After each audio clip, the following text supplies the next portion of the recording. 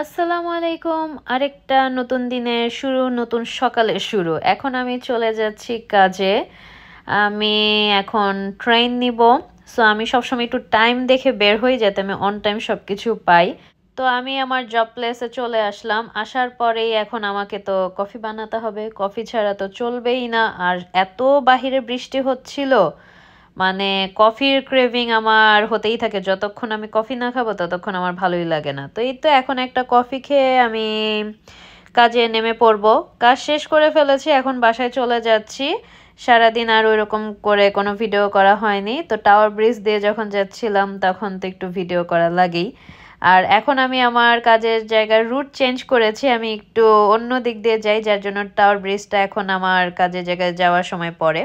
আজকে আমি সারাদিন চিন্তা করছিলাম যে আমি বাসায় গিয়ে ভুড়ি রান্না করব। আমি ভুড়ি কিনে এনেছি, আমি প্রথমবারের মতো ভুড়ি রান্না করছি। আমি এসেই আম্মুকে ভিডিও কল দিয়েছি, কারণ আম্মুর রেসিপিতে আজকে আমি ভুড়ি রান্না করব। আমার মা এত মজা করে ভুড়ি রান্না করে, আমি আমার মার হাতের ভুড়ি খুবই মিস করি।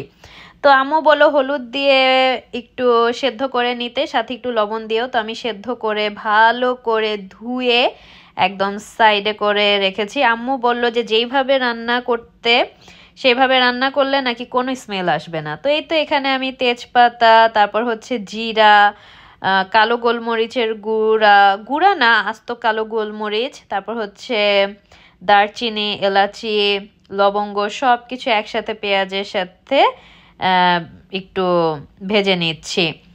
আর আদা রসুনের পেস্ট এখন আমি বের করে দিয়ে নিচ্ছি। আমি 2টা কিউব এখানে নিচ্ছি। আসলে আম্মু আমাকে যেভাবে বলেছে আমি পুরোপুরি সেভাবে রান্না করছি, কারণ আম্মুর হাতের ভুড়ি আমার অনেক পছন্দ। আর এই যে আমি লন্ডনে এসেছি, এত বছরে প্রথমবারের মতো ভুড়ি রান্না করছি।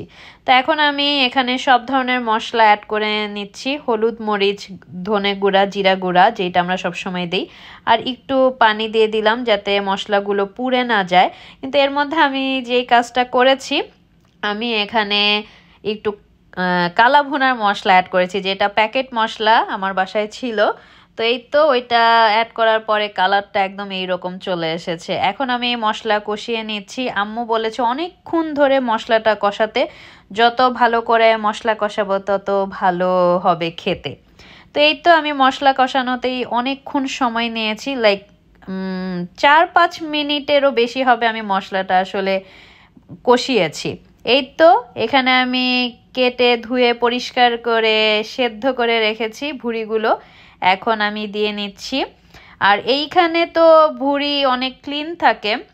যারা আপনারা দেশের বাইরে থাকেন অলরেডি জানেন, বাংলাদেশের মতো এতটা আসলে কাজ করতে হয় না, কষ্ট করতে হয় না ভুঁড়ি ক্লিন করার ক্ষেত্রে। তারপরও আম্মু যেভাবে বলেছে আমি সেভাবে ক্লিন করে নিয়েছি। এখন আমি মশলার সাথে সব কিছু কষিয়ে নিচ্ছি। আম্মু আসলে বলছিল যে গরুর মাংস যেভাবে রান্না করি ভুঁড়ি নাকি সেভাবেই রান্না করতে হয়। আসলে আমি ভাবছিলাম যে ভুঁড়ি মনে হয় আমার 1 থেকে 2 দিন টাইম লাগবে রান্না করতে, কিন্তু আম্মু বলল যে একদমই না, গরুর মাংস যেরকম 2-3 ঘন্টাতে হয়ে যায় এইটাও ওই রকমই হয়ে যাবে। তো ভুঁড়িতে নাকি আরেকটু কম সময়ই লাগে, কিন্তু তারপরে যদি আরেকটু মজা করে খেতে চাই তাহলে গরুর মাংস যতক্ষণ লাগিয়ে আমরা রান্না করি ঠিক ততক্ষণ লাগিয়েই রান্না করতে।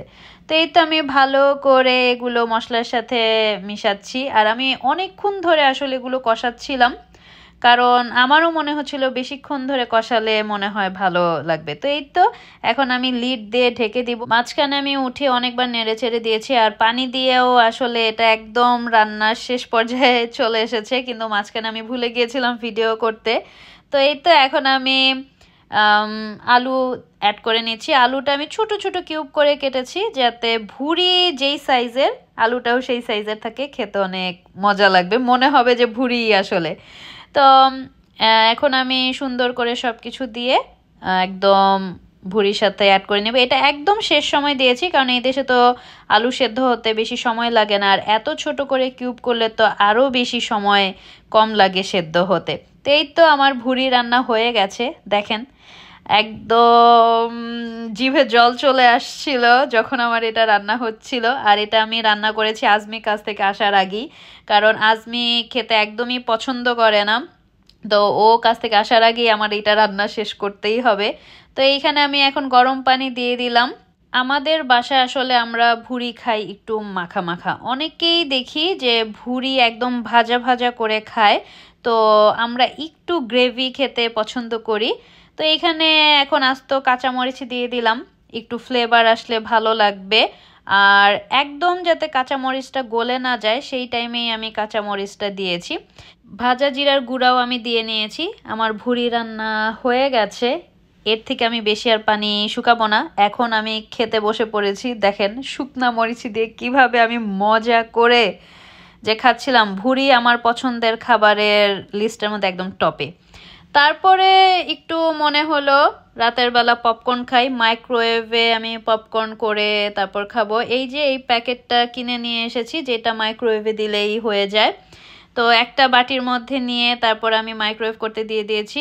ওই প্যাকেটটার ভিতরেই করা যায়, কিন্তু প্যাকেটটার ভিতর কেন জানি প্রপারভাবে আমার মনে হয় যে পুড়ে যেতে পারে, তাই আমি আলাদা বাটিতে দিয়ে তারপর পপকর্নটা করি। এই যে একদম পপকর্ন হয়ে গেছে, এখন বসে বসে একটা নাটক দেখছিলাম আর পপকর্ন খাচ্ছিলাম। আজকের ভিডিওটা এই পর্যন্তই, দেখা হবে নেক্সট ভিডিওতে। সেই পর্যন্ত আমাদের সাথে থাকবেন, ভালো থাকবেন, আমাদেরকে সাপোর্ট করবেন। আল্লাহ হাফেজ, আসসালামু আলাইকুম।